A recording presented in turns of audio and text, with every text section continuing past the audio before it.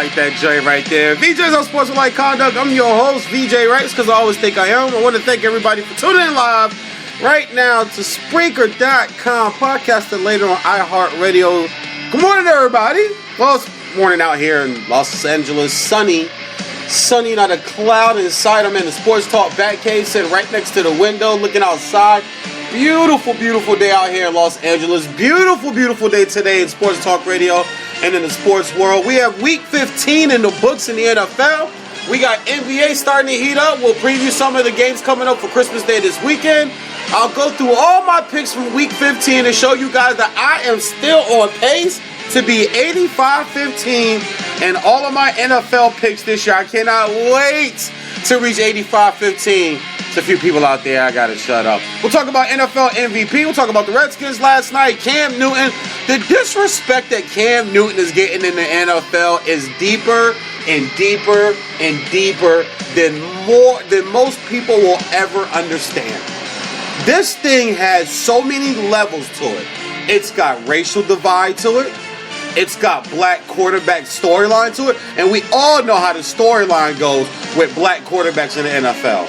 This thing has a sense of entitlement to it from the league and even also maybe from Cam Newton himself.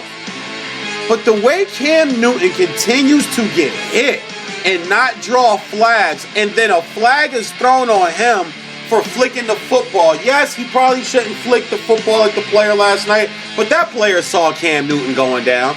He gets hit from behind, takes a headshot, and doesn't get the foul call, doesn't get the personal foul penalty for roughing the passer.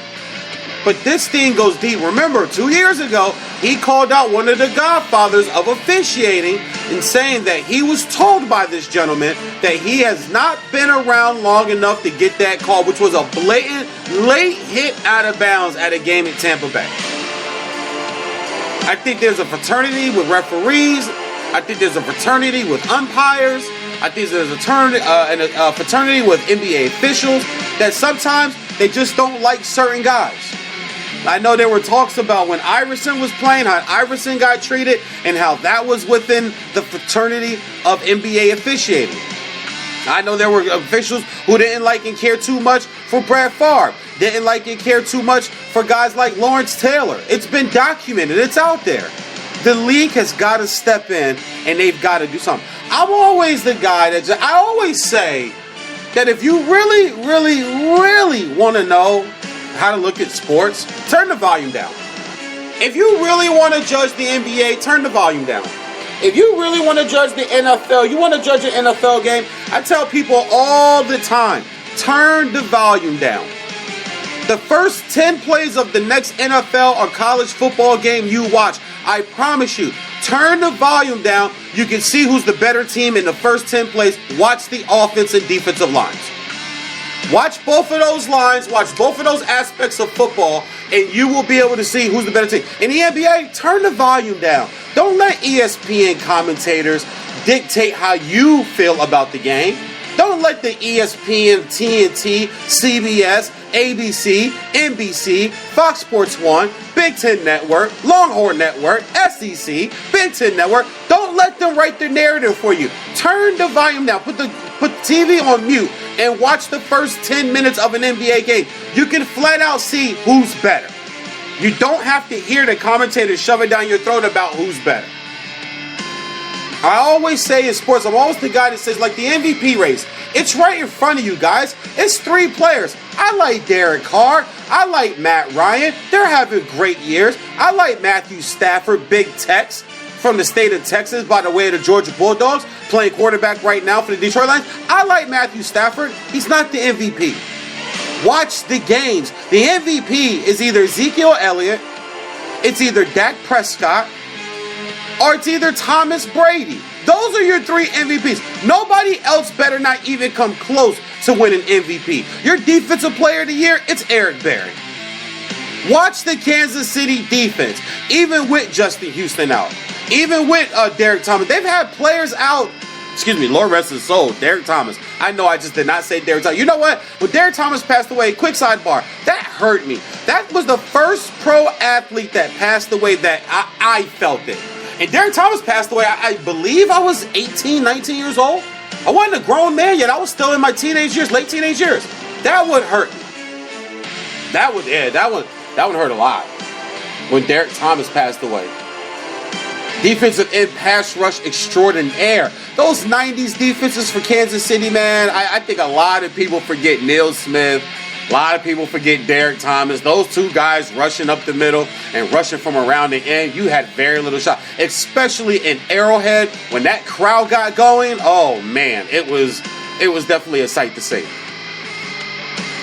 But watch the games. Don't let the media and commentators pull the okie doke over you. Trust what you see. Don't fail the eye test. The best team in the NFL is still the Dallas Cowboys. I think New England is also really good, but I think New England's defense can be had in the playoffs. Somebody might go to New England and win that game. I don't think anybody's going to Dallas and beating them. And that includes the Giants. I know the rebuttals where the Giants beat them twice. I totally understand and get that. Hardest thing to do in the NFL is to win a game on Thursday, Sunday, Monday, or the occasional Saturday night. The second hardest thing to do in the NFL is to beat the same team 3 times, especially when your 2 losses are by a combined 4 points. Basically 2 plays. Week 1, Terrence Williams doesn't get out of bounds, doesn't give Dan Bailey the opportunity to kick the field goal for the win. Giants win. This past last week, neither offense can move the ball. Both defenses dig their heels in, dig the balls of their feet into that turf, get after each other. A lot of physicality, a lot of hitting in that game. Odell Beckham makes the 1 play. Quick slant, corner don't make the tackle. Safety, you ain't got this type of speed. I come from a world-class sprinter. My mother was a world-class sprinter at LSU. That's Odell Beckham saying that as he's running away. You ain't got that speed for me, homeboy. Peace. Touchdown. House. Somebody put on the percolator. Somebody start the house music because this ball's going house. I think the Dallas Cowboys are still the best team in football. Teams you better watch out for. Nobody wants to play Green Bay. Do not let the Packers in the NFC into the playoffs. Unless they're playing Dallas. I don't believe in Seattle. I think somebody can go to Seattle and get that game. I think the Giants with their defense, and we've seen Seattle struggle at home all year long. All year long they've struggled at home. They haven't had just this cakewalk at home and these easy wins with all these points on the board at home. 12 points against the Dolphins. They had another home game, I believe they had 17 points, 15 points. They're not scoring consistently at home. You're telling me the Giants defense can't go out to Seattle? They can't run the football, so they're going to be one-dimensional. Odell Beckham's got to make a play over Richard Sherman. And he's probably going to have to make a play over Cam Chancellor. And he's probably going to have to make 2 or 3 more plays over somebody else to win that game. But they can go win it. Atlanta would be able to go in there. I believe in Seattle, they have a running game. Dan Quinn's got that defense playing so much better. One of the better linebacking cores and secondaries in football. The offense is clicking. Julio Jones, you know Julio wants another shot up there. They got robbed earlier in the season, if you ask me, up there in Seattle with the pass interference no call. There's always a way to look at sports. The best way to do it, guys, turn the volume down. Don't fail the eye test. See what you see. Don't be fooled. Don't be fooled by Ray Lewis and Jim Brown going to meet Donald Trump as this is some moment to help out African Americans and black people. No, these are 2 guys, in my opinion, pulling the coon jig. My opinion, just my opinion. That's all it is. But I'm not going to let what my eyes saw. You could have did that a different way. You're going to put it on TV like that? You're going to stand there smiling? Poor Kanye. I'm not going to let my eyes fool me. I see what I see. The Washington Redskins, I told a Redskin fan 6 weeks ago, you guys have no shot at the playoffs. Yeah, you won some games, you beat some teams, but I'm watching your team play. You have kicking issues. You have turnover issues. You have offensive line protection issues. You have secondary issues other than Josh Norman. You have running the ball between the tackle issues. You can win some games not doing the things that you do well in a game. I get that. But over the length of the schedule, over the length of the season, day by day, week by week, hour by hour, game by game, quarter by quarter, play by play, your true self will show. I said the same thing about the Colts. I said the same thing about Jacksonville. And I'm not even going to bang on Jacksonville too hard. If you listen to VJs on Sportsmanlike Conduct, if you listen to the preview show, or most of the summer when we were talking football, I've said it repeatedly over and over and over and over again. Do not buy Jacksonville. That is a 5-win football team. Do not be fooled by a softer schedule last year. Andrew Luck was hurt. The Texans couldn't solve their quarterback situation at all. We saw that in their playoff game. What Hoyer throw in the playoff game? 4, 5 interceptions against the Chiefs? Against the Patriots? Who was? They got shut out. I think it was the Chiefs. They got shut out at home. And then Tennessee's breaking in a rookie quarterback last year, Marcus Mariota. Don't be fooled by what Jacksonville did at the end of the year and by your fantasy numbers. See, that's a problem with football. The overanalyzation, and I call the fantasy numbers error. The overanalyzation of fantasy points and you thinking that's going to translate into a team's win. As if the defensive tackle ain't got nothing to do with it. Or the middle linebacker. Or the rookie Sam linebacker. Or the rookie corner. With the second year corner on the other side. You got 2 guys playing corner for you. Their combined experience is 2 years in the NFL. You don't think that's going to show up at some point in the season?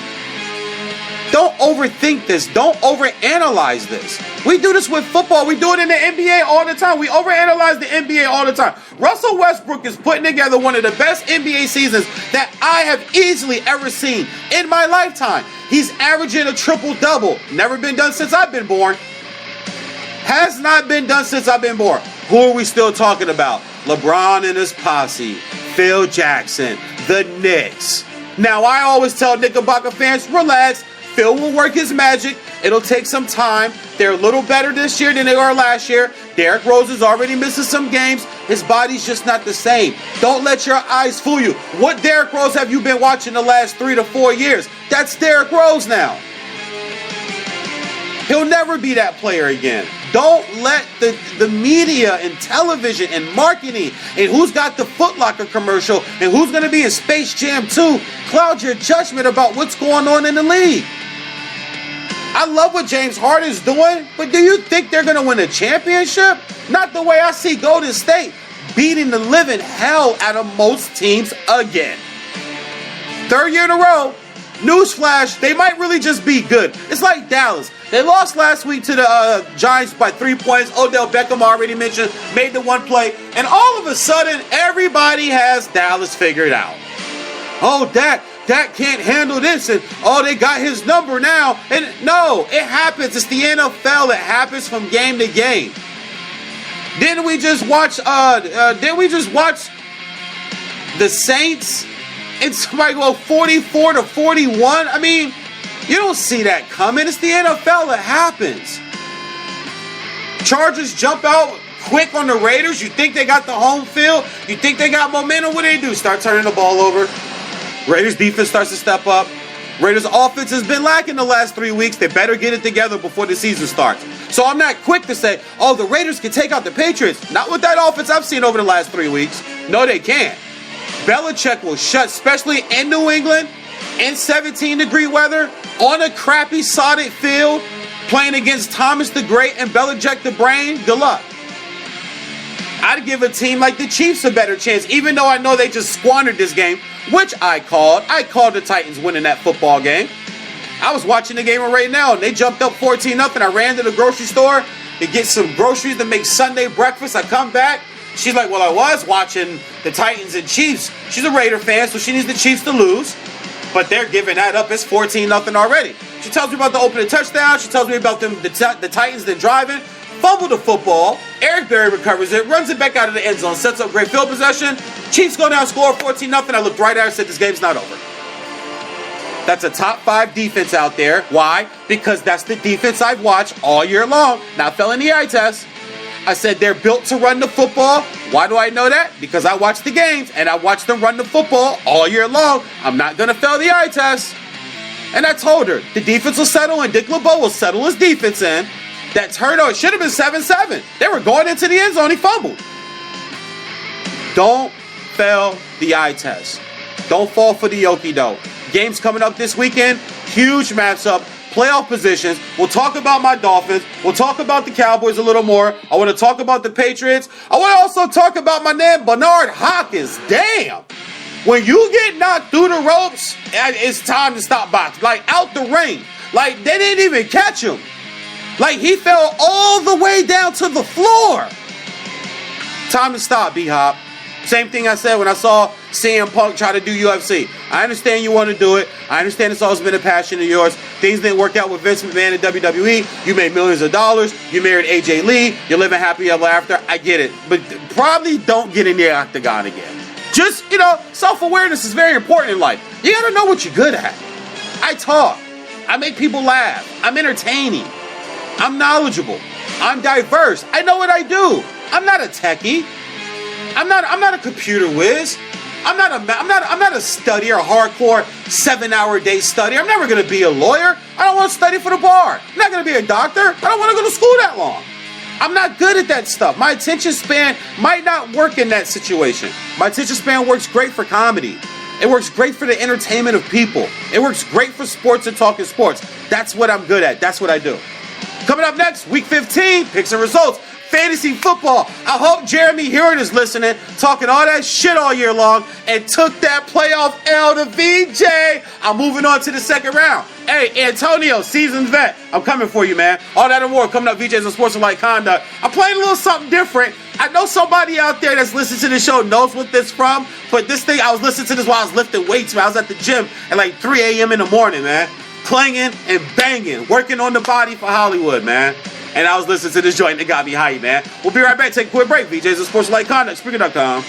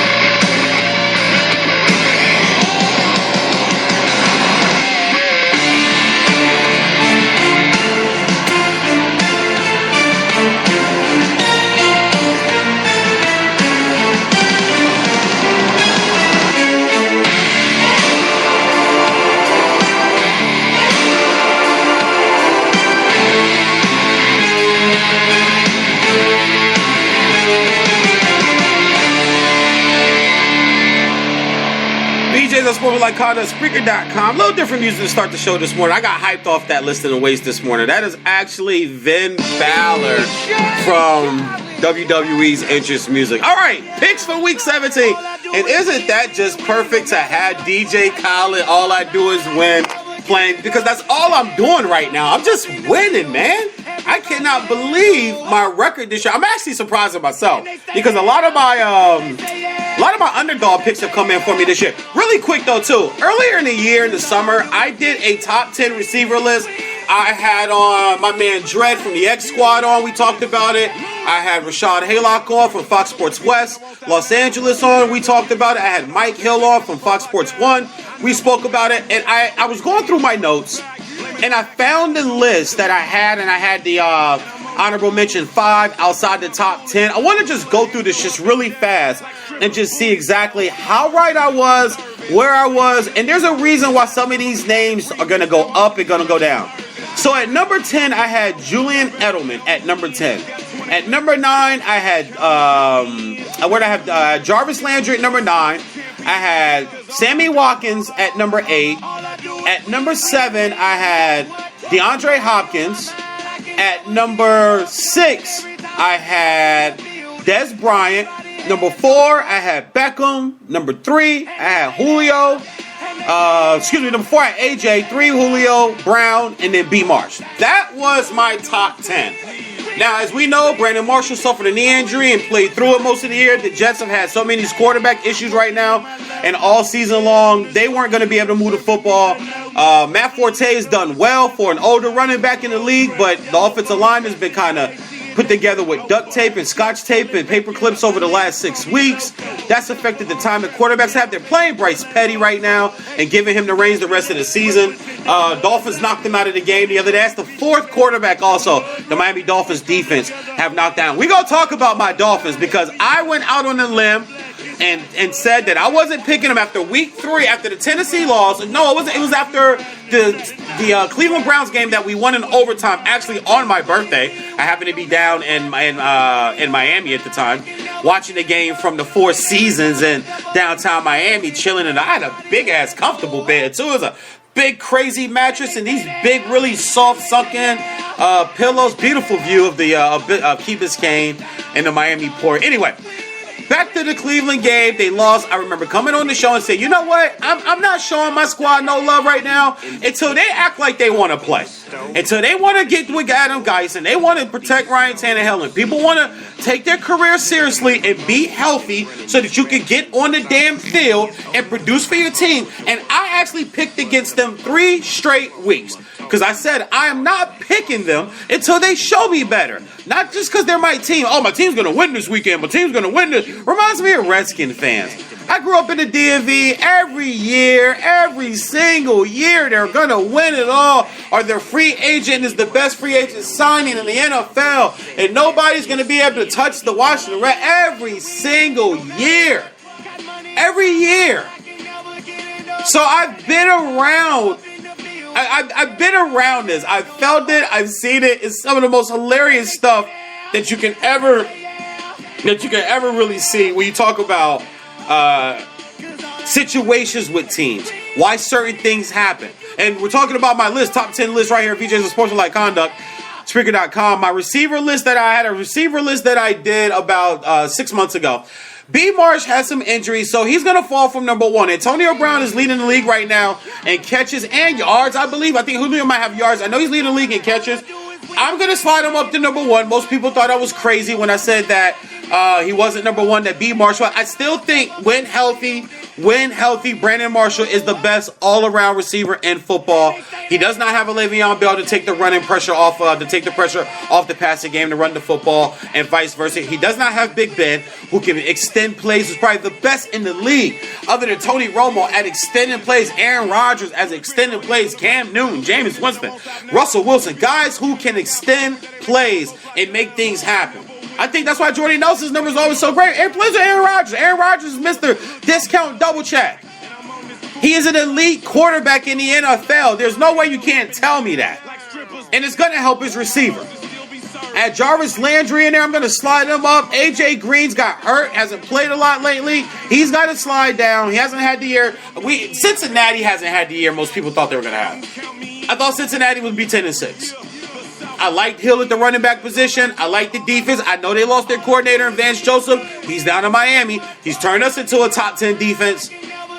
Ironically, Cincinnati, they've fallen out of the top 10 in defense. There goes that argument about coaching's overrated.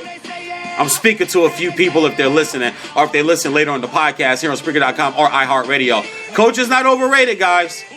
Coaching is definitely... You need coaching, let's just say that, okay? Bottom line. Look at DeAndre Hopkins. No quarterback. DeAndre Hopkins still a number one. I saw an article the other day on Bleacher Report that maybe we have to start not seeing him as a number one. Why? You're going to blame him because of Brock Osweiler?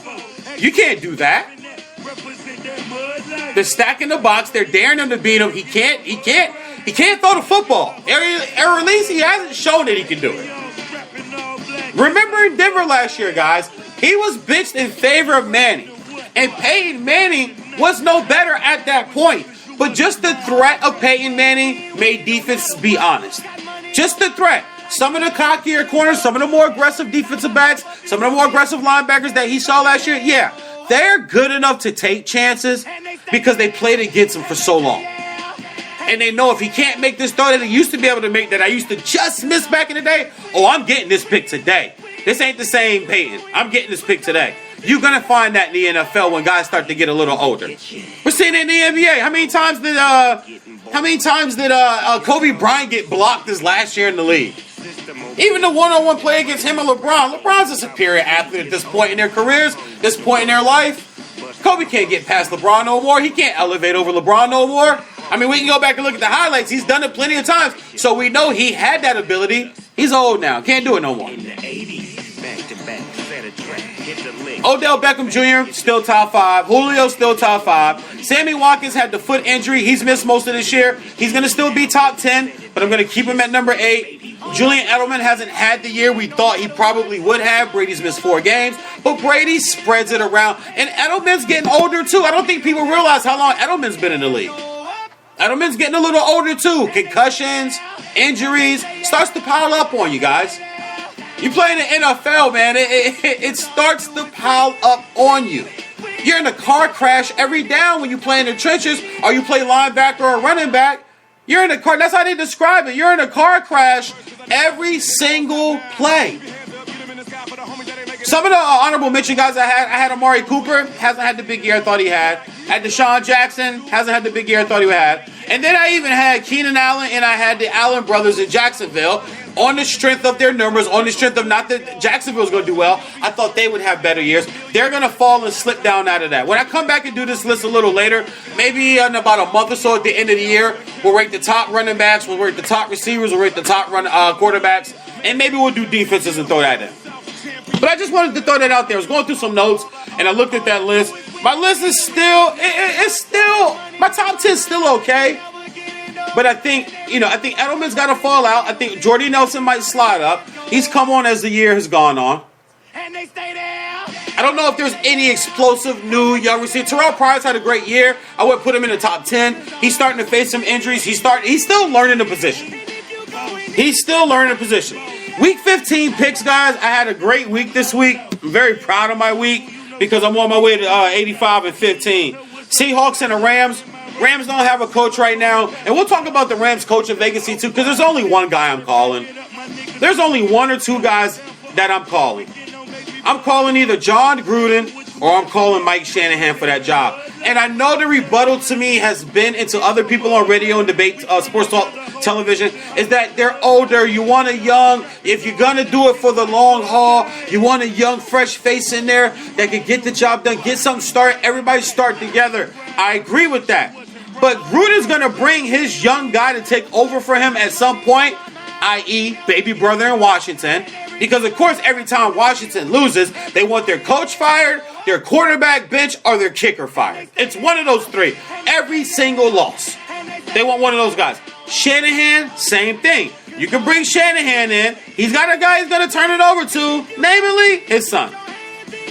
There's a way. There's a way you can. There's a way you can get this done. I'm a firm believer. Those two coaches should be the only two guys. You pay them what they're asking for, and Kroenke gets the hell out of the way. Just show your team off. You know, let your rich friends come hang out on the weekends. Take them to the locker room. Have them meet a few players. Bring them to the game. Watch it from the skybox, especially when you get the new stadium built out in Inglewood. But stay the hell out of the way of the football guy.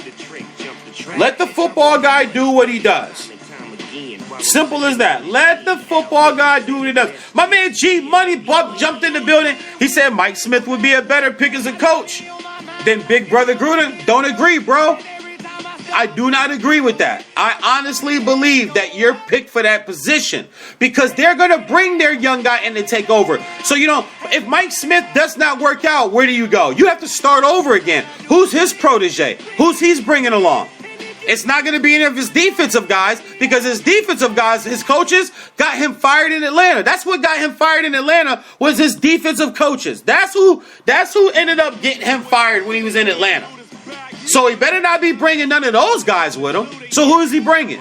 You have to bring in somebody who can demand and command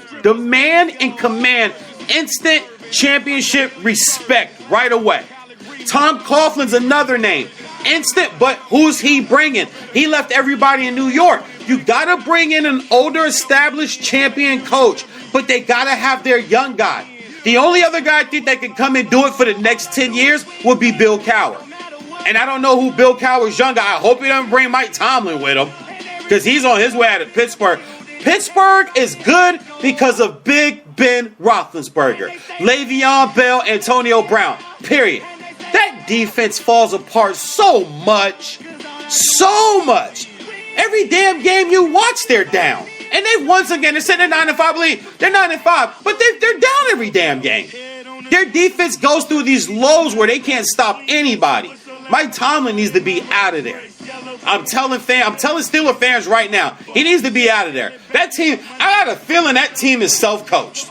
I'm dead serious. I got a feeling that team is self-policed and self-coached because they've been together so long. And Big Ben has played in 3 Super Bowls. He knows how to do it. He knows how to get it done. And he's got 2 big-ass shiny rings and a fourth quarter game-winning drive to just shut anybody up in that locker room. But I'm telling you, the Rams, there's only 2 names. It's Shanahan and Gruden. Somebody tell me who else you're going to go get. Gruden's defense is set. He's an offensive guy. You give him Goff, you give him Goff, and you give him Todd Gurley, he'll go find receivers because none of those guys can play. Except for Tavon, but Tavon's not an outside guy. He's a slot guy. He's a Reggie Bush guy. He's a slot. He's a 2. He's a 3. He's not a number 1. He's your He's your big-time punt returner. He's your big-time kick returner. Use him there. Gruden will go get big physical receivers. He'll get the offense going. For the people who don't like Goff, and I didn't like Goff at first, but for some reason, I like him now. I can't explain it. I really can't, but I'm going to stay with my conviction. I'm going to stay as consistent as I always am, and I'm not going to bail on the kid. I'm out here in L.A. I like Gurley. Fine. I like Goff. I ain't got no beef with Goff. I got no beef with the Rams. They have no history with the Dolphins. I got no beef with the Rams. So I don't go against them. I don't really go for them. They kind of don't matter. But I look at Gurley every Sunday, and I like Goff. And I think if you get Shanahan or Gruden with Goff, or you get Shanahan with that offensive line and Todd Gurley at running back, what does Shanahan do at running backs? Somebody tell me where the hell Alfred Morris is. He's sitting in Dallas not getting no burn. But under Shanahan, 1,500 yards back-to-back years. Mike Anderson, 1,500 yards back-to-back years. Clinton Portis, Orlandis Gary. Terrell Davis. I can go on and on about Mike Shanahan. Everybody thought Matt Jones was going to be the answer, right? Because they saw flashes when he was backing up. They saw flashes when he was backing up Alfred Morris, right? Under Shanahan, right? Where's Matt Jones at for the Washington Redskins right now? Yeah, he's been banged up. He's been hurt a little bit. Even when he plays, he's not productive. Even when he plays, his production's down. That's Shanahan. That's coaching. Those are only 2 names, guys. I'm not even going to lie. I didn't know if Adam Gase would work out in Miami. He's the youngest coach, one of the youngest coaches in the league. I didn't know. A lot of people didn't know. A lot of people like, that's not going to work. Young guy, I want Bill Belichick. I want Popovich. There's a problem with that, people. There's only one Bill Belichick. There's only one Greg Popovich. There was only one Joe Torre. There was only one Tommy Lasorda. There was only one Tony La Russa. There's only one of these guys, of these great legendary coaches. And I watch Monday Night Football, and all I hear from Gruden, I don't hear analyzing. I don't hear breakdowns. I hear a head football coach. For the first few years, I heard an analyst. I heard a guy breaking down, making it fun, listening to him, calling out all the plays. What's the why banana, the something why banana play he always mentions.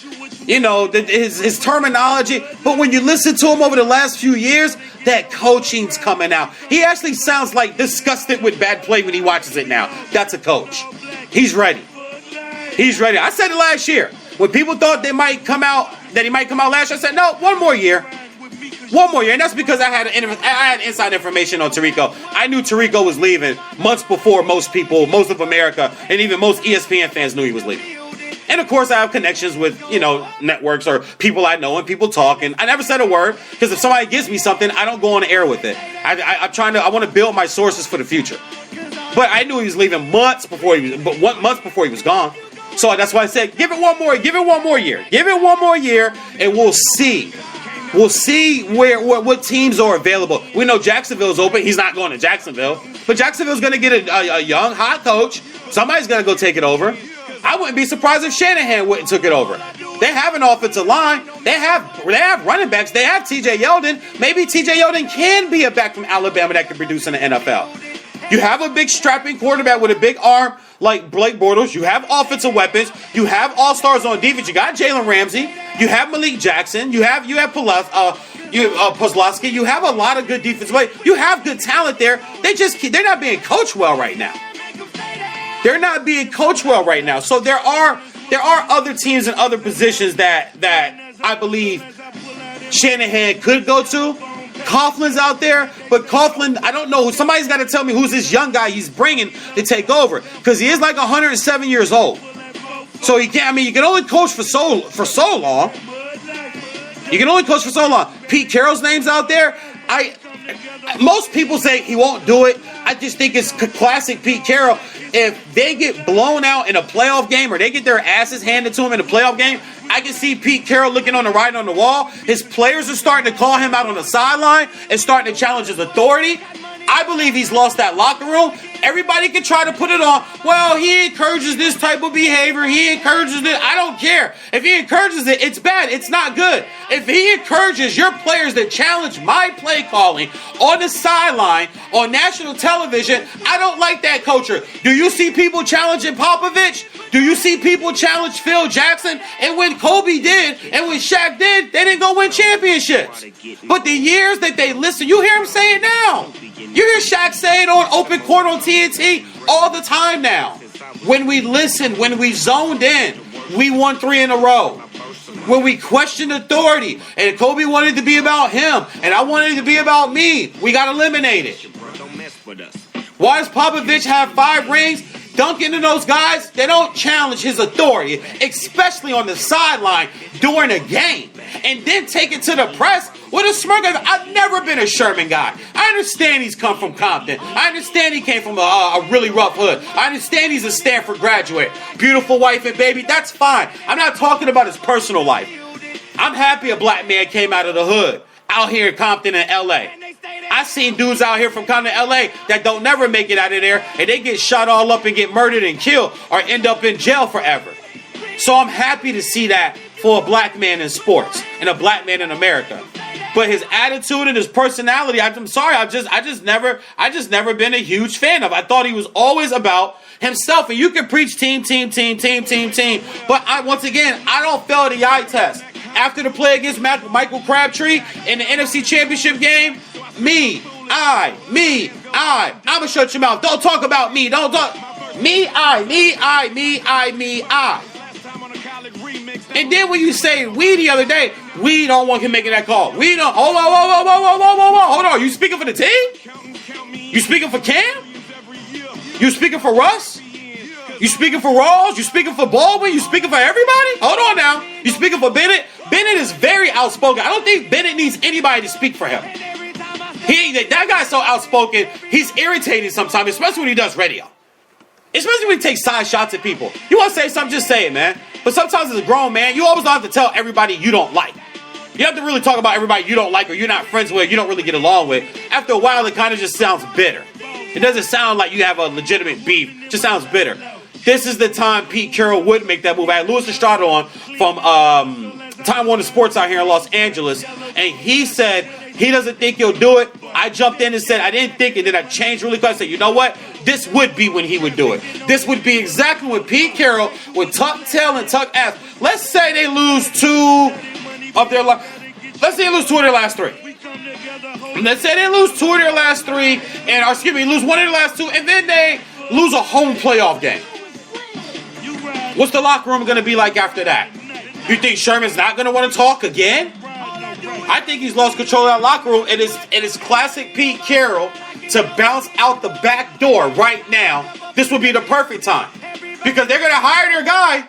They're not going to fire him after 1 year. If you don't like Seattle next year, and the NFC is getting better, the NFC needs the Giants need to find a running back. That defense is young. They spent money on the defense. The defense is younger. You have some older players, but hey, I like Olivia Vernon. I know what he can do. He played for the Dolphins. Janoris Jenkins, all-pro. Eli Apple's getting better week after week. They got young linebackers. They got young defensive line. They got a rookie on defensive line that's causing havoc. Got to get Eli running game. Got to start to look towards the future of Eli. Look at Dallas. Rookie running back, rookie quarterback, young offensive line, young defensive players. They're not going anywhere. Atlanta's not going anywhere. Tampa's not going anywhere. Green Bay's not going anywhere. Detroit's young. They're not going anywhere. They got a few more years to probably put up 9 or 10 more wins. It's not getting easier. It's not getting easier in the NFC. Perfect time for Pete Carroll to bounce. But I did pick this game. I had the Rams losing this game to Seattle. It's just really hard to go up to Seattle and win. And the Rams, they have no coach. The running game isn't there. They have no number one receiver. They're trying to really lean on the defense. That's not working. The defense holds teams as much as they can, but you keep getting put in these certain situations. Sooner or later, you're going to give up points. I'll take that win. My beloved Miami Dolphins, Miami Dolphins, Miami Dolphins #1, beat that Jet ass. Anybody that knows me knows that there's one team I love to see the Dolphins beat more than anybody. Most would say the Patriots. That's not true because when I was a kid, the Patriots never really gave Miami no rap. We used to beat their ass all the time. It's the Jets. The Jets have put tears in my eyes as an 8-year-old. Freeman McNeil in overtime. Off the screen pass. John Offerdahl misses the tackle. And he goes down the sideline in Miami on the last day of the year when all we had to do was win against a 6-win Jet team. And gets pushed out of bounds, which sets up the game-winning field goal. Dan Marino threw 3 touchdown passes. The game leading touchdown pass to Farrell Edmonds on a play action. Classic Dan Marino play action, fire strong over the middle to the tight end, wide open in the back of the end zone. And old Joe Robbie. That's what they used to call it, Joe Robbie Stadium. I got Jet pains, man. Monday Night Football, 34-10 in the fourth quarter, and they come back and beat us 44-41 in overtime. Chad Pennington and Lavernius Coles and Wayne Corbett. You kidding me? Curtis Martin. You gotta be kidding me, man. Busting that ass. Jason Taylor going off. Zach Thomas going off. Sam Madison had a pick 6. Jay Fiedler's throwing the ball all over the field. We're crushing the Jets on Monday Night Football up in Miami. And gives up a 24-point lead and lose. I got Jet pains, man. So when I watch my Dolphins go up there and put an ass whooping 34-13, oh, you better believe I was gassed. You better believe I love the way they look. I don't give a damn about their offensive problems. I don't give a damn about Bryce Petty. I don't care that Forte. Hey, Bilal Powell ran well. He ran almost 100 yards. He did his thing, so I can't act like nobody. I don't care. We shut Brandon Marshall. I'm sorry, B. Marsh. You my dog. You know that. I got mad love for Brandon Marshall. But against my fins up, Aqua Crush, nah, man. the aqua and orange crush come through, that felt so good to watch them beat the Jets. And we swept them this year. Jet fans can't say nothing to me. I'm from the East Coast. I know so many Jet fans. I lost money in so many sports bars on Dolphin Jet games. But my Dolphins took that win. I'll take that right there. Eagles and the Ravens. I had the Ravens. That's 3 in a row for me right there. What I see with the Ravens is, I know a lot of people say you don't want to play the Ravens in the playoffs. I don't agree with that. I think if you're New England, you don't want to play the Ravens in the playoffs. I think the Ravens would go out to Arrowhead and lose. I think they would go out to the black hole against the Raiders and lose. They might even lose a home game if they were to get one and win this division. I think the Steelers, say the Steelers lose their last 2, Ravens win their last 2, win the division, Steelers get a wild card and get in, they go to Baltimore. I think the Steelers would go win that game. I think the only team that doesn't want to see the Ravens would be the New England Patriots, because they just seem to just have their number. And that team plays tough. It's a dirty rivalry. It's physical. There's a lot of feelings. There's a lot of snitching, Ravens. There's a lot of snitching. And then look at the Steelers. Oh, by the way, sidebar, we just going to act like that the Steelers weren't caught deflating footballs, huh? We just going to brush that away, right? Come on, guys. Come on now. Come on now. But we chased Tom Brady down for 2 years until he just ran out of breath and just said, you know what? Fine. But you know what? I'm going to obliterate the rest of the season. I'm going to obliterate you guys. And missing 4 games, I'm going to be in the MVP talk. And if we get the right teams at home in the playoffs, I'm going to be playing in Super Bowl number 7. 7. Say that again, guys. Listen to that. 7. That's what makes Magic so great. 9 finals. Jordan, 6-0 in finals. Kobe, 7 finals. Is it 7 or 8? 7. Because he's got 5 rings and he lost to the Pistons and lost to the Celtics, right? Yeah. Those are 2 final losses. Pistons and Celtics, 5 rings. 7 finals. Especially when you're coming away with 5 rings. Could you imagine if the Patriots win the Super Bowl this year? Like, my goodness, like, could you honestly say that there was a better quarterback in the history of football than Tom Brady? I mean, come on. Who's his receivers? And they don't have Gronk for the rest of the year. The only team I don't think wants to see the Ravens is New England, because of their history and because of knowing them so well. I don't think anybody else other than the Ravens can go to Foxborough and win a game. I think Kansas City can make it tough. I think Oakland can make it tough. I think the Dolphins can make it interesting. I don't know about tough, but they can make it interesting. It's a division game. It's a rivalry game. It's a playoff game. Our first playoff game if we finish doing what we got to do against Buffalo this week. And then we play the... I mean, think about playing them. It would be... We'd have to win a wild card game first to even get in there, to get up there. But I think they can make it interesting. Especially it would be coming off of a playoff win.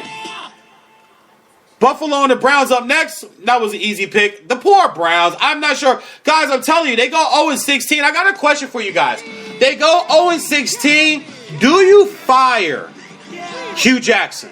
I want some responses to that in the chat room right now. The chat just lit up. I'm sorry. I've been looking out the window on this gorgeous LA clear sky sunny day. I'm going to go have some lunch right now when the show's over. My man Greco's jumped up in the building. Stacey P still hanging around. Who we got in here? My man Kesey finally showed up. What up, Kesey? That's my dude right there, man. Him and I have so much in common. Kesey and I, we have a lot. Matter of fact, Kesey, I want to talk to you on the show. Call the show. 860-614-8257. 860-614-8257. We are now paging Kesey to the Sports Talk Batcave. Kesey, paging Kesey to the Sports Talk Batcave. Paging Kesey to the Sports Talk Batcave. Me and that guy talk some good sports, man. We got a lot in common.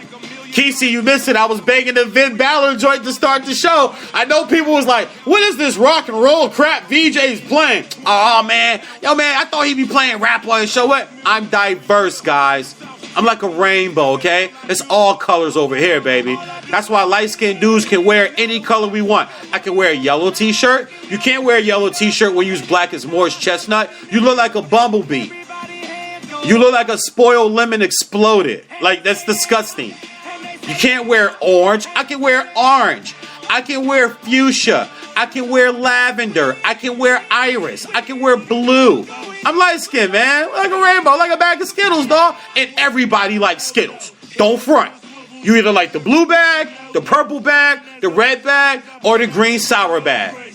Don't eat the smoothie ones. I don't know what they were thinking about that. I'm glad they don't make those anywhere. Anyway, and ask and you shall receive. The Bible says that. The Bible says ask and you shall receive. The sports talk guys are always on my side right now. And I got a call coming in from the 404. I'm believing that might be at that ATL shouty. VJ's a sportsmanlike conduct, man. You on the mic right now. Hello? I go, yeah, what's good, man? Let's Keith C. My man, what up, Keith? Oh, man, good. What's good over there, man? Nothing much, man. I want to get your opinion on my Pete Carroll rant, man. I see you guys in the chat room. I love talking sports with you, man. You and I have so much in common.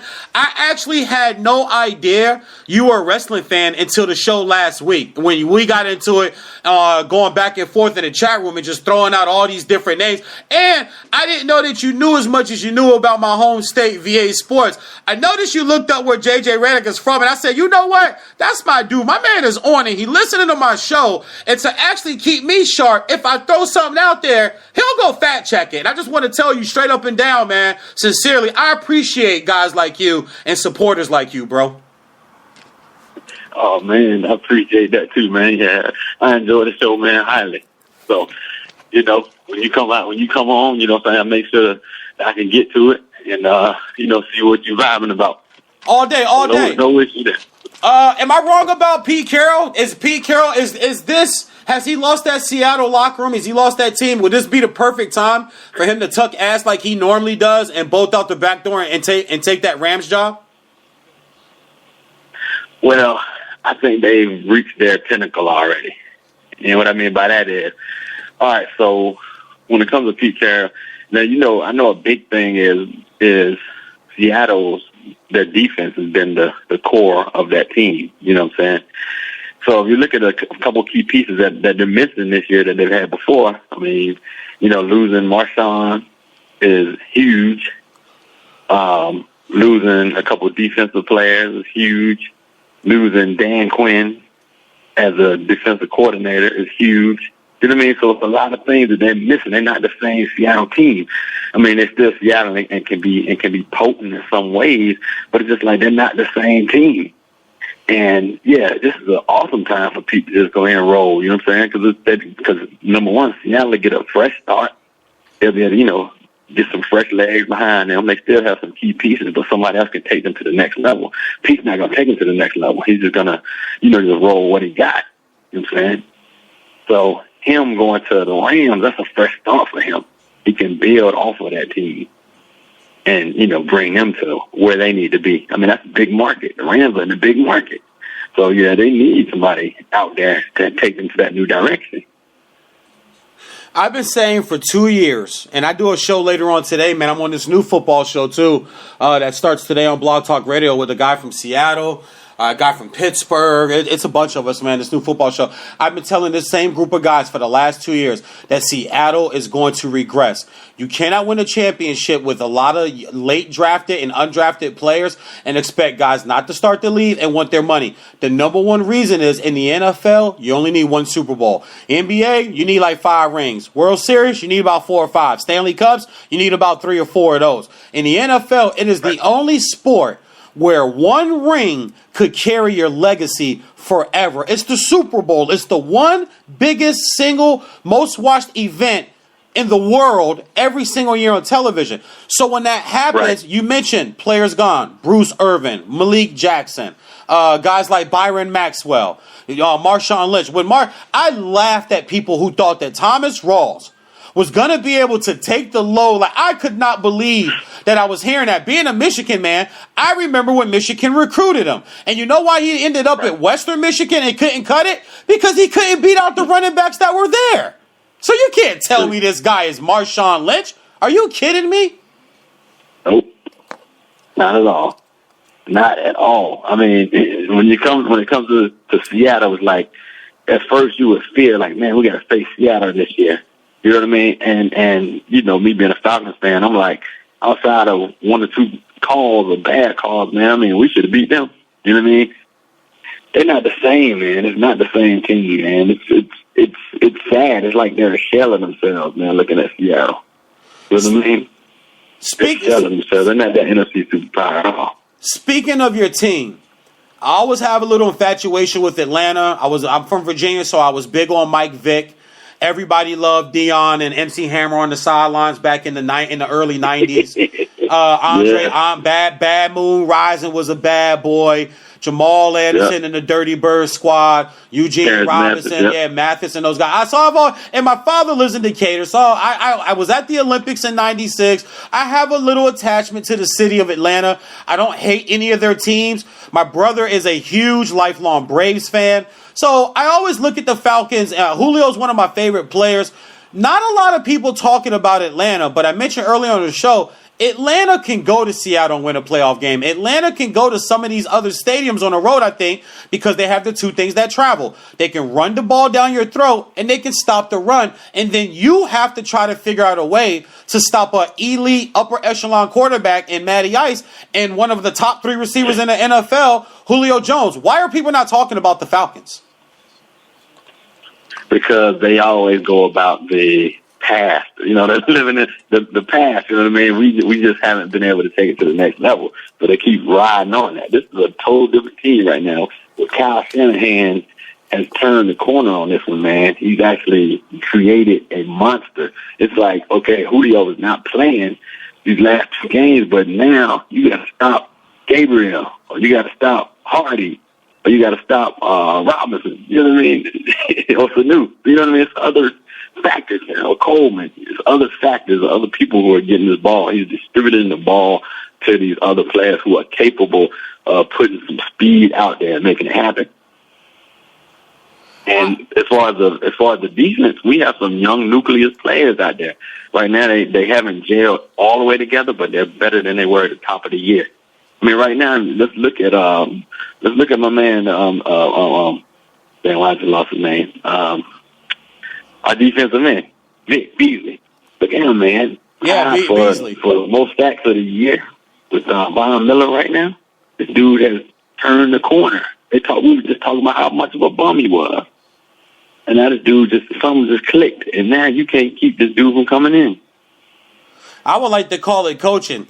If I told you that I thought Dallas was the best team in the league and I don't see anybody going in there and beating them in a playoff game, including the Giants, hardest thing to do in the NFL is to win on Sunday, Monday night, Thursday, and the occasional Saturday. Second hardest thing, in my opinion, always has been second hardest thing in the NFL is to beat a team 3 times in one season. We've seen the Jets go 0-2 and then go win at Foxborough. We've seen the Ravens go 0-2 and then go beat Pittsburgh. We've seen Pittsburgh go 0-2 and then go win in Baltimore. It's very hard over the history of the NFL to beat a team 3 times. So I think they would beat the Giants. Is there anybody that you think that would go into Dallas and beat Dallas? And am I crazy for calling them the best team in the league? I mean, I hate to say it, but I really don't think Dallas has an answer for the Giants again. I mean, I really think they can beat them 3 times. Even with a combined 4-point spread over these two, both games were 1 play. And I know your rebuttal can be, well, you're right, but the Giants made those 1 play. And you're right, well, they didn't make the first play. Terrence Williams just doesn't get the hell out of bounds and gives his kicker a chance at a long 50-plus yard field goal. Odell beats a corner doesn't make the tackle. The safety don't have that kind of speed, and that game's over right there. But 3 points into that point, man. I mean, they've scored. If you look at the Giants' offense against the Dallas defense, they have scored 17 points over the span of 7 quarters because they jumped out 14-0 in game 1, okay, in the first quarter, and then didn't score again until Victor Cruz's late fourth quarter touchdown. And they just had 3 points for 3 quarters until Odell Beckham's play. They have not been able to move the football against the Dallas defense. Right. outside of them, man, there's a couple of sleepers out there, man. It's like you got teams like Green Bay coming along.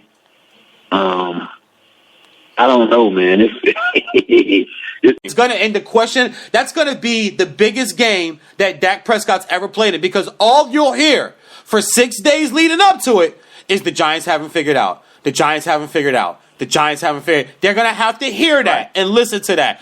Who's going to step up? Right. Is Dez going to be the guy to say, y'all ain't got nothing figured out, I'm about to have the beast game? Or is it going to be Ezekiel Elliott to say, y'all ain't got nothing to figure, y'all ain't got nothing figured out, I'm about to have 130, 2 touchdowns? Or are we looking at another 6-3 game in the third quarter, 13-7, 10-7, game like that? Or do you think either one of these offenses could wake up in a playoff game if the Giants and the Cowboys play in the playoff game? The thing about these Cowboys, man, is if you really look at it, the young nucleus, man, these guys, I mean, Dak and Elliott, like you said, I have a lot of years behind them, man. I mean, they ain't going anywhere for a long time. So that run game and that passing game together, I mean, it's gonna kill a lot of folks. And I ain't trying to be no Cowboy guy, because I ain't. But you have to give props where props are, man. It's hard stopping them guys. It's gonna be really hard. All they need is a piece or two added, and it's over. Yeah, that's why I said Pete Carroll, this is the perfect time for Pete Carroll to dip out the back door, because the NFC's not getting any worse. But like I said, I came on the radio 5 weeks ago and said I like the Giants stretch that they had coming up. And I like the fact that I thought they could get the 10 wins, because when I looked at the schedule, they had Cleveland, they had the Bears, they had another, middle of the road team that I thought they had Detroit. And I went on, I said it right on the show. I said, you know what? This is the time of year that they can either slip or they can stand up. And I picked them to stand up. I said, I think this is where they'll make a push, because I like the way the defense was coming together. They still can't run the football or move the football. But in the NFL in January, if your defense shows up, you have a shot. Now, they got to get turnovers if you can't move the football. And I think that's what the Giants defense does well. You said something about the Packers.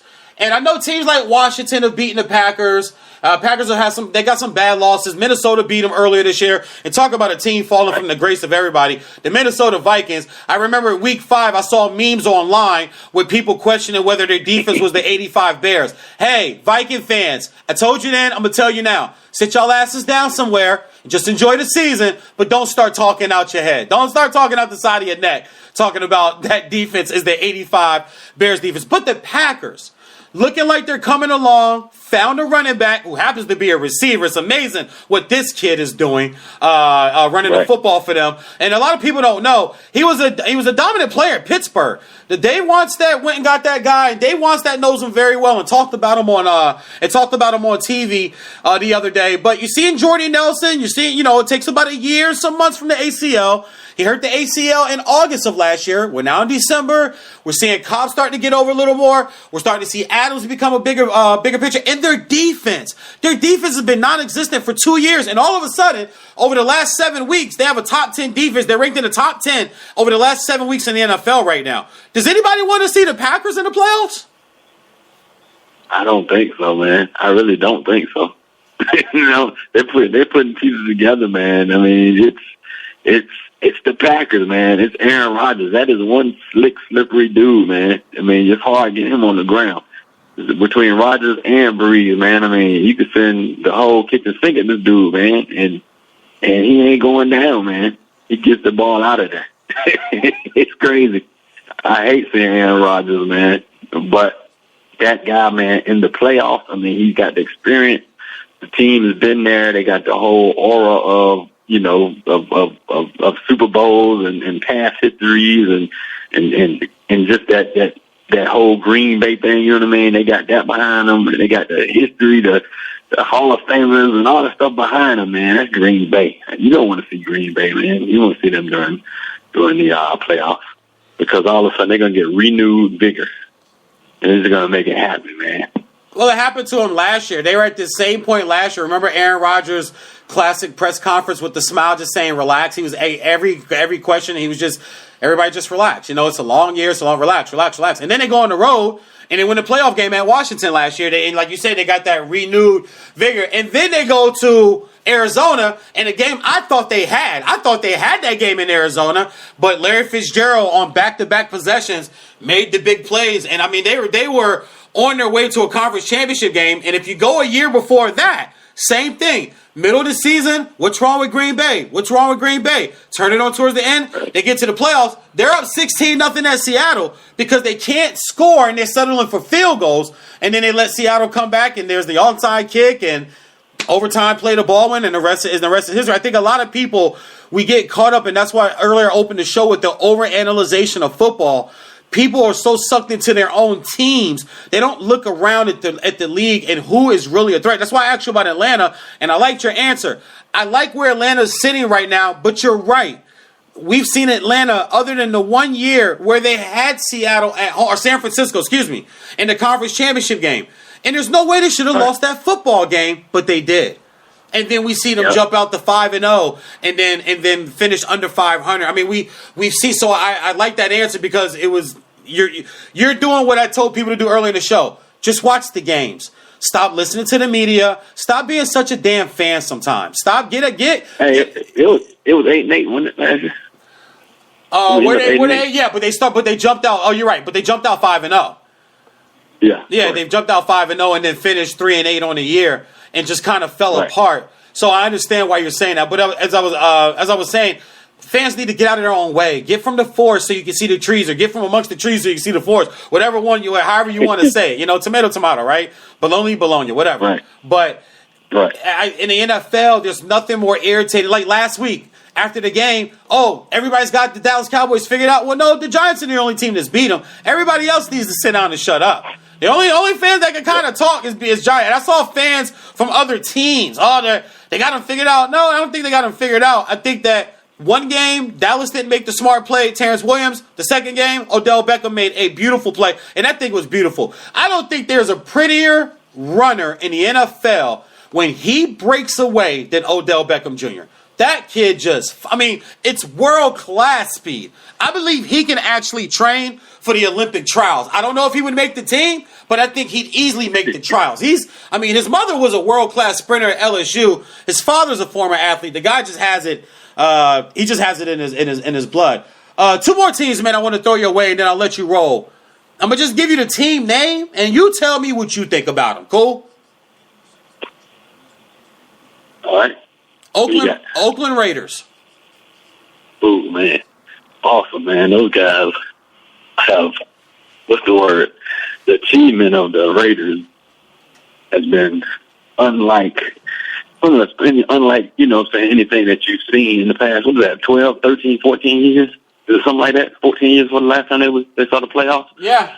But, them putting all that together with their quarterback, I never knew Carr was actually going to be, what he is. But, just all together between Carr and that running game and that passing game, it's been awesome, man. And what's one man's name? Trying to think of the wide receiver. What's my guy's name, man? Crabtree or Cooper? Crabtree, yeah. Crabtree. Oh, Crabtree's my guy. I sit on my sofa and I yell out Crabtree all the time, man. He's a constant, Mr. Consistency. I love Crabtree. Right. You never think about Crabtree really being that guy. You know what I'm saying? Because, it ain't like he's new in the league. He's been there for a long time. You know what I mean? And it's just like he finally got to that point where he's comfortable in that system and really can shine. You know what I'm saying? So, yeah, I like Oakland. I really like what they're doing. I really think they have long-term. I'm a little upset about the move because of the history of Oakland, you know what I mean? But I'm sure a lot of people are. You know what I mean? So, how do you think that's going to work in Vegas? Because I got them in Vegas just like last year. I thought the Chargers. I think most people in LA, being out here in LA, I hear all the Ram and Charger stuff for the last 2-3 years. I mean, up close and personal. People knew the Rams were coming, even though their owner waited to the last minute to say something. And for the last 2 years, I know Charger fans that are happy to, dude, they're coming, or guys that write for papers out here, journalists, TV guys, they're all telling me, dude, the Chargers are coming. And then last week, the owner comes out and says he's now seriously considering it. No, you've been considering it, man. Because San Diego's not going to give them a team. So they're coming here. So I got the Raiders in Vegas. How do you think that works in Vegas?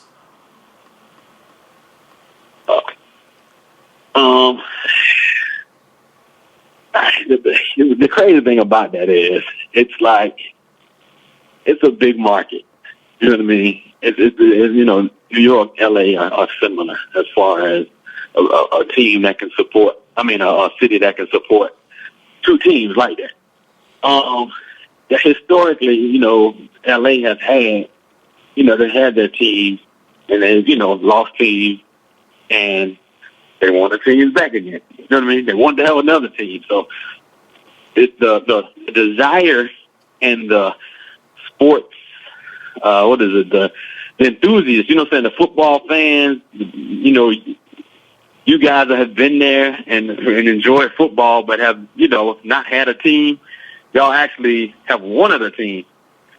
But now you got two teams, you know what I'm saying, coming. So I really believe the enthusiasm, you know what I mean, will be there. The support will be there. You have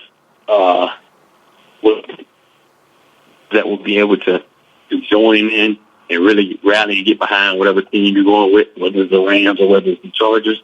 But I really think it's a good thing. Like I said, I'm not really sure as far as the moves themselves, but I mean, now that it's been done, it's like you got to roll with it now. You know, so now that they are going to LA, it's like, okay, oh well, it's done. They're here, but now you got to get behind them. But I'm not, you know, I wasn't really warm and fuzzy with, okay, let's go ahead and put these teams here, these teams there. Yep. Other team, I'll give you. It's a money thing. It's a money thing, man. Of course. I think it works. I think it's going to be a lot of fun. I know my lady and I will probably be driving out to a few of those games. She's a big-time Raider fan. I know she wanted them here back in L.A., but they're going to bring the Chargers, and I think they're going to rebrand the Chargers, too. I don't think they're going to be the Los Angeles Chargers. I think they're coming here, and they're changing their name from what I heard yesterday. So we'll see if that stands true. Last team that I'll give you, man, I'll let you roll. New England Patriots. All right, Patriots. I mean, they're the Patriots. They've been the Patriots for as long as they've been the Patriots. I mean, they're the same team, and they're dangerous when it comes down to, you know, getting close to these playoffs. They're still the Patriots. They still got their system. I can't really say that I'm all, you know, I'm not warm and fuzzy with the guys, but they know how to win. Brady knows how to win. The receivers and the defense, you know, they know their roles. They know how to win. They occasionally lose some questionable games, like, wow, how do you lose that game? But I just think when it gets closer to these playoffs, these guys are going to be another. That's going to be another team you got to reckon with. I mean, you can't discount them. I mean, they're going to be there. They're always going to be there. I mean, until this whole dynasty is broken up in pieces, you know, I don't know if that revolves around Cheating Ass Brady, but until the nucleus and the core of that team is broken up, they're going to just be contenders. I mean, whether it's cheating their way there or whatever it is, they're going to be there. Last question, I'll let you roll, man. Give me a Super Bowl matchup, right? If you had to pick two teams right now, who you got in the Super Bowl? Ooh, Super Bowl matchup. Ooh. Look, you know who I am. I'm going with the Falcons on one end. We represent the NFC. Yes. I'm going with Falcons and one with Raiders. Falcons and Raiders in the Super Bowl, yeah. Do me a favor, whatever you do, don't put no money on that in Vegas. Look, that's how people make money. That's how the people make money right there, baby. That's the people that make money. They're willing to go with that. They make money off of fans like you, man. My man Kesey from the X Squad, man. Yo, tell everybody where they can reach you, man, and how they can get in touch with you and listen to your show, player. XSquadAffiliates.com and also Kesey.com. That's KYSII.com. So I speak about a lot of different things, culture, news, events, social topics, a little bit of sports, a lot of music. You know what I'm saying? So I hit on all kind of topics. So check me out there. He's on Spreaker. You hear on Spreaker, just look up Key C in the room, in the chat room. Just follow me. Yo, man, text me next time. Text me next time you going on air, man. I want to get on the show. Whatever topic, Okay, I'll talk anything. Whatever you want to talk, I'll talk anything. Man, that's when the roosters are up. And yo, man, I'm up at 10 a.m. Eastern on Saturday morning. That's like 7 a.m. for you. All right, so call me when you're on the air. Next time you're on the air, I want to do the show. I'll talk anything. Okay. You gonna wake up. All right, cool. I got you. I do this, man. I do this, bro. Dog, I woke up at 5 a.m. I've done shows at 2 a.m. I've done shows at midnight. Like, this is what I do, man. If somebody want to get on and talk and debate, this is what I do, player. So I want to support the show, and I want to see some other topics you're talking about, get my other opinions out there, especially if you're talking about social issues, race relations, things like that. I talk about that stuff too, player. This just happens to be unsportsmanlike conduct. I got the other show, Reality Check, too, so we talk all that stuff over there too, but this is just strictly sports and entertainment and comedy and wrestling. All right, most definitely. Appreciate the love, man. Hey, listen, if I don't talk to you before Christmas, you and your family, have a happy holidays, man. You guys have a safe one. Drink a lot of grown-up eggnog, play, and stuff your face and watch some football and basketball on Sunday. Sure will, man. Hey, you following that woman's title, the WWE title? They're dropping the title off Sasha and putting it back on Charlotte? Well, I saw it online. I didn't get a chance to watch the pay-per-view Sunday. And Raw's on DVR. I'll probably get to that today. But I did see somebody posted online. I have no idea what's going on there, man. That's got to be something. From what I hear and from what I've read, Vince does not like Sasha. He thinks she's injury prone. He thinks she's injury prone, and he thinks she's just too small. Now remember, Vince has always been enamored with big people, the big guy, the big girl. I mean, Trish Stratus wasn't a little girl. Lita wasn't a little girl. They may have looked small, but they weren't little. Sasha's very little, man. Like, she's small. So Vince has never been big on small people, man. I mean, look how they treated Daniel Bryan. See to his daughter and his son-in-law. Look how they treated Daniel Bryan. Your biggest star is a little guy, and you don't want to accept it. So you have Batista win the Royal Rumble, or you have a Royal Rumble that you don't even put him in. It gets really personal. And everything that I've read and stuff I've heard from guys that wrestle in smaller promotions, he doesn't like her. I don't know what happened. I'm not sure if they got a beef or what's going on. But that's why because he keeps getting pushback from Triple H, because that's Triple H's protege. Her, right, Bailey, and one other of the new divas. Triple H handpicked those girls. He went out, found those girls, brought them to NXT, and he has total control over NXT. But see, when they get to Raw, Vince still has final say on every single match if he wants it, from everything I've heard. So I have no idea, bro. Maybe they're just trying to build up the title reign numbers as quick as they can. I think Charlotte's not a 10 or 15-year girl. I think she's about a 5 to maybe 8, 9-year girl. I think the marketing's calling, the movies, the entertainment life. I think all that's calling, and it's going to start calling more and more. And I think she'll kind of duck out the back door between years like 8 and 10. And, I've put my body through this. I've given it my all. I'm going to go be an actress. I'm going to go be a model. She can survive in Hollywood. She's 6 feet tall.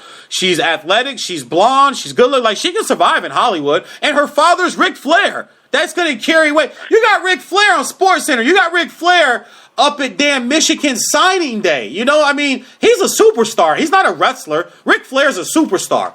And that's her dad. So I can see her going, and maybe that's why they're doing it, bro. But I saw that online, and I just kind of shook my head. And it's like, I mean, what are you going to do, right? That's true. Yeah. That's true. That's true, man. But look up for Asuka coming from NXT. I think that's the next wave for women. Okay, I'll check out. I checked out the Barbarians, door. Good lookout on that piece of information. I had no idea. Number one, she's beautiful, man. Goodness gracious, she's gorgeous. And she looks just like her dad. I'm like, this is amazing. You know you old when you're seeing kids in the NFL, the NBA, wrestling, whatever. You're seeing people's children now as adults. I always have to do a double take when I see Damon Wayans Jr. When I watch that kid, I'm like, it's scary how much he looked like his damn daddy talk like, I mean, everything about the kid says Damon Wayans all over him. And it's like, I watched Damon Wayans' entire career. He was the guy that gave Eddie Murphy the bananas to put in the tailpipe in Beverly Hills Cop. That was his first speaking line in Hollywood. And now I'm watching his son do stand-up. It's crazy, but it's a beautiful thing, man. I like watching kids, watching the daughters. It's funny. It's really fun to watch the daughters. We're watching Jimmy Snooker's daughter, and we're watching, where we're seeing Tamia, and I mean, just so many different, Natalia, Jimmy and Neidhart's daughter. I just always think that's cool, man, when we're actually seeing these people's children start to come through. So, all right, buddy, I'm out of here, man. I appreciate the love, man. I appreciate it. Merry Christmas, bro. Yep, you too. My man, Big Kesey from the X Squad. I love it, man. I love it. I love you guys calling into the show. Good banner, man. Good stuff right there. Him and he gonna put the Falcons in there. I'm not sure about that. Listen, I'm gonna take a quick break, guys. Come right back. Go through the rest of my picks, and we're gonna end today's show. I got lunch today with my baby. I'm going out to lunch. I don't get to see my girl, man. We're opposite shifts. I'm doing radio, comedy. She's moving up in the television world. Out taking pictures, doing photography, Christmas season. Hey, man, out here in LA, if you listen to me, you need some Christmas photos. You guys need to hit up Stargazer. You need to contact me. I'll put you in touch with right now. You go to our website. It's flow. I mean, the work, guys. I'll let the pictures just speak for itself. Wedding, engagement, family, Christmas. She does. And I can't wait till we have our kid. Our kid's going to have so many damn pictures. We're going to have so many family pictures. I can't wait. VJ's at Sports with Light Conduct. My man, that Ninja's in the building. What up, Ninja? I ain't seen you in a minute, man. Glad you decided to check in. VJ's at Sports with Light Conduct. Spreaker.com. Be back in a minute, y'all. And they stay there. Cause all I do is win. And if you going in, put your hands in the air. Make them stay there. Swerving in my low. Head on the swivel, you know serving me's a no-no. Clean as a whistle as I pull out in my Rolls Royce. Yellow bone passenger, they see it, they say, oh boy. Tell Cali, back it up, my niggas call me loco. Down for armed trafficking, don't make me pull that fofo. Ask you what you laughing at, represent that mud life. Dirty money, bitch, you better get your mud right. We come together holding hands and holler hood life. We all strapping all black, it's like Bud Light. All we do is win. You riding or what? Cause we riding tonight. Now you riding with me cause you wasn't riding. All I do is win, no matter what. Got money on my mind, I can never get it up. And every time I step up in the building, everybody hands go up.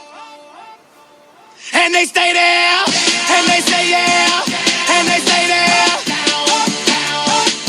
Cause all I do is win.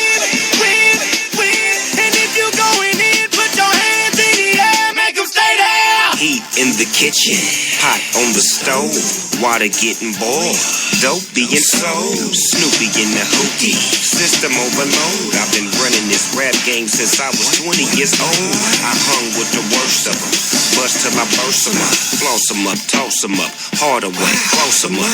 Pardon me, I'm bossing up, brace you up, bless you, bro, don't mess with us.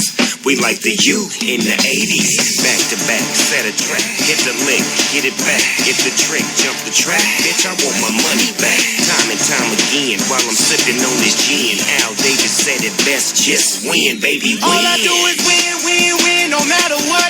Got money on my mind, I can never get it up. And every time I step up in the building, everybody hands go up. And they stay there, and they say yeah, and they stay there. Cause all I do is win. And if you going in, put your hands in the air, make them stay there.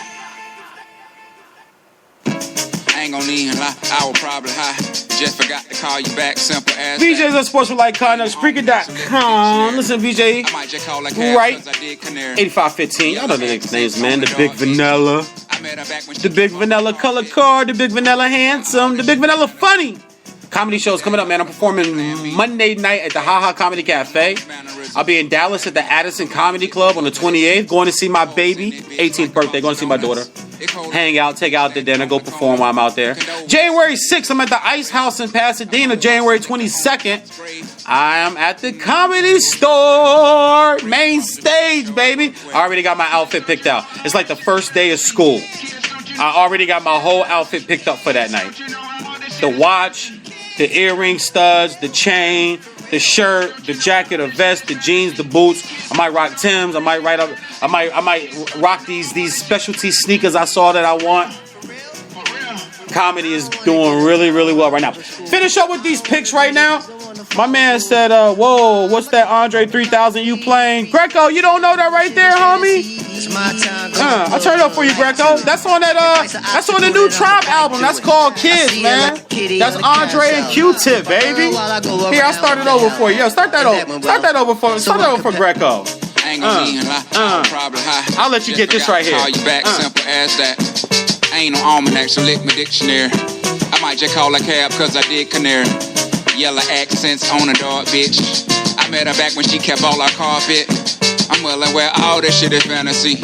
I double dare you all the fuck your plan B. Dads, that mean the mama's mannerisms. That don't mean to get vulgar, but it's some hoes in it, bitch, like a box of donuts. It cold out in it, bitch, standing on the corner. Condolences to niggas that got erased. I pour out some liquor on the cop's grave. Digital church bells ringing across the street, sure work well. Kids, don't you know all this shit is fantasy? Kids, don't you know all this shit is fantasy? Kids, don't you know all this shit is fantasy? For real, for real, for real, for real. Kids, don't you know all this shit is fantasy? Kids, don't you know all this shit is fantasy? Kids, don't you know all this shit is fantasy? For real, for real, for real, for real. I don't wanna get up now, I don't wanna go to school. I don't wanna be the best, don't wanna follow rules. Mom, I think you fucking lied to me. 3 stacks said all this shit is fantasy. That's my joint. That's Raynell joint right there. I think that's her favorite song off the whole Tribe joint. Also, too, man, sidebar. You know why I don't bang on music? Because I trust in the music guys, just like I trust in the football guys, the sports guys, the basketball guy, God himself, the money guys. I trust. And I understand there's music out here we don't like today. I just choose not to listen to it, whether to talk about how much I don't like it, because I trust that the gods will give us what we need. Y'all heard the Locks album out yet? What? Have y'all heard the new Locks? The music is taking care of us. Old heads, we okay. Let the young bucks listen to all that. Let them listen to all of that. That's fine. Let them have that. But look what Tribe did for us, man. They gave us an album. Look what the Locks is there. If you still like your gutter, your gully hardcore rap every now and then, like I do, I still listen to old Locks. I was working out the DMX at 3:30 this morning at 24-hour fitness. I had DMX banging in my ears. But the Locks, man, hit us with an album. That thing is serious, and they talking that Locks shit. And also, too, man, I think Styles P, and I want to say Talib Kweli, I think they're doing an album together and taking it on tour. So just have faith, guys. Faith in music. Like I got faith in my picks. Finish these picks up real quick and then I'm out of here, guys. Buffalo took that one. Green Bay, I had actually Green Bay winning this one. That started me off at 4-0 this week.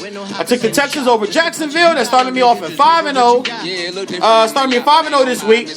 My upset pick of the week, I had the Titans. I'll cash in on that. I took the Giants at home. I took Minnesota, so that was an L.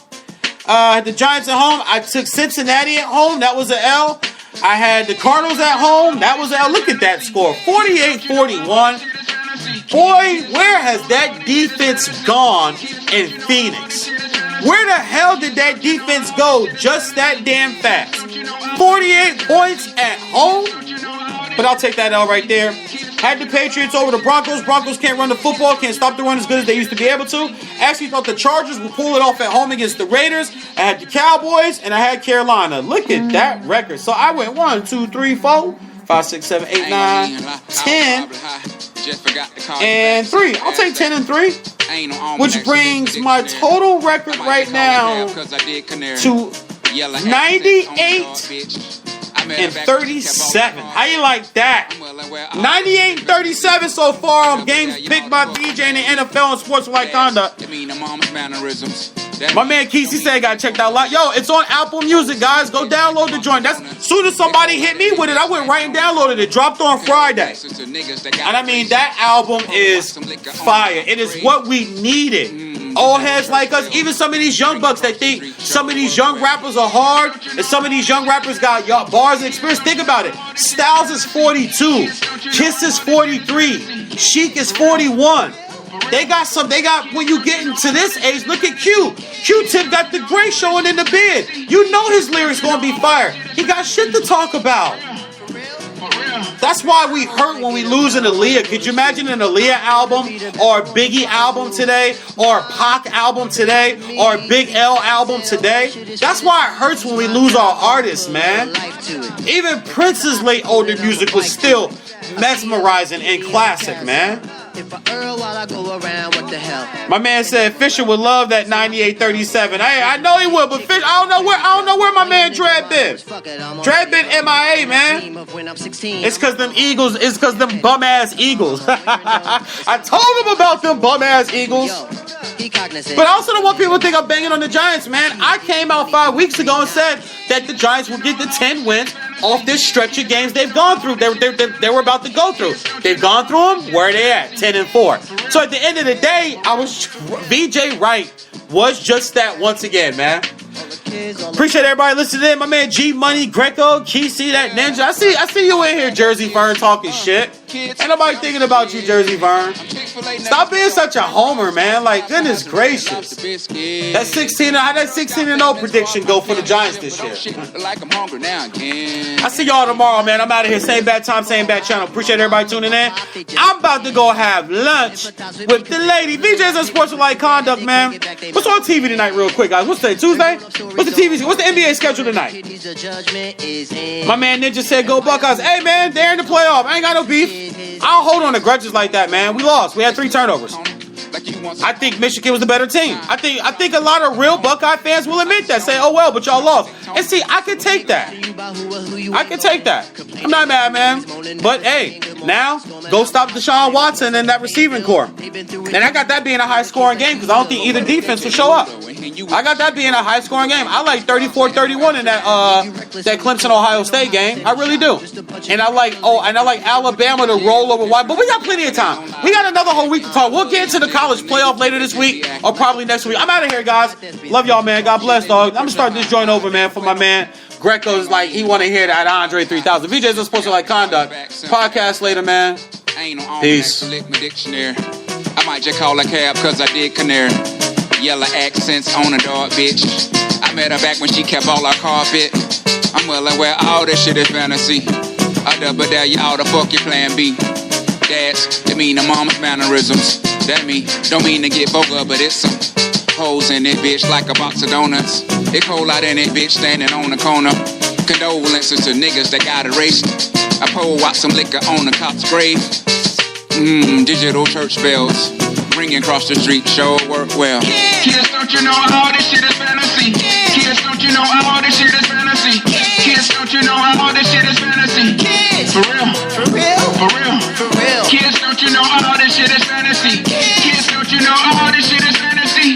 Kids, don't you know all this shit is fantasy?